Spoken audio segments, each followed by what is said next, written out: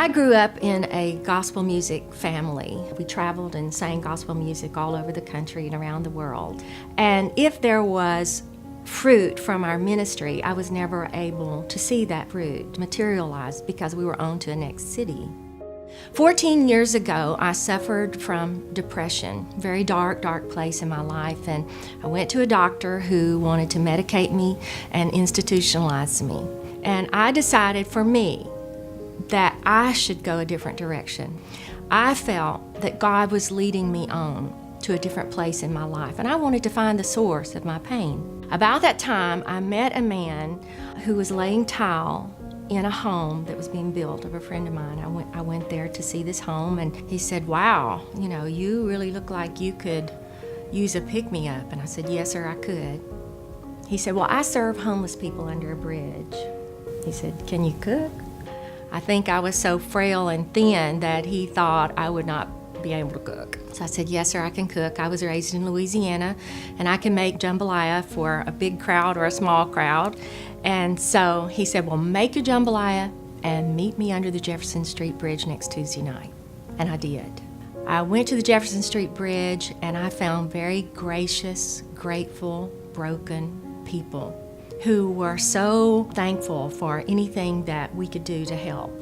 See, I realized that my needs, my problems, were more about my thinking and what was in my mind about had I been successful enough, had I won enough awards, had I had enough accolades in my life. Their needs were this: if someone doesn't help me eat today, I'll be eaten out of a dumpster. If it rains tonight, I'll sleep wet. Those are real needs. So I got excited about reaching out to people in a tangible way and helping them and meeting their needs. So I went home. The next morning I got up, I went shopping. I shopped for peanut butter, bread, breakfast cereal, Pop-Tarts, anything that I could think of that had a shelf life that would last them until I got back under the bridge the following Tuesday night. A few months later, my husband made an observation, and he said this. He said, "Do you realize that you're not depressed anymore?" And I thought, wow, I really haven't even had time to realize that. And I read this doctor's report that says that when you do acts of kindness for others who cannot reciprocate, that there is an endorphin that's released inside your body called oxytocin. And he likened it to a drug high, like a cocaine high, which I've never done any of that.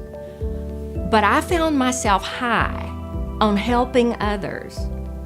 I got high on giving to others, and I literally gave my way out of the darkest place in my life. I could have never imagined 14 years ago where that little pot of jambalaya began, and now the opportunities that we have to serve so many. Every Tuesday night under the Jefferson Street Bridge, we're serving 350 to 500 of our homeless and under-resourced friends. Everyone receives a delicious hot meal and participates in a powerful service. At the close of the service, we distribute 15,000 to 25,000 pounds of food and clothing and toiletries to our friends. Our Bridge to Kids program is continuing to grow greatly.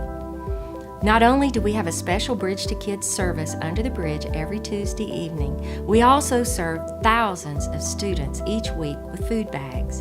These are students who have significant food insecurity issues and struggle to have food to eat when not receiving free breakfast and lunch at school.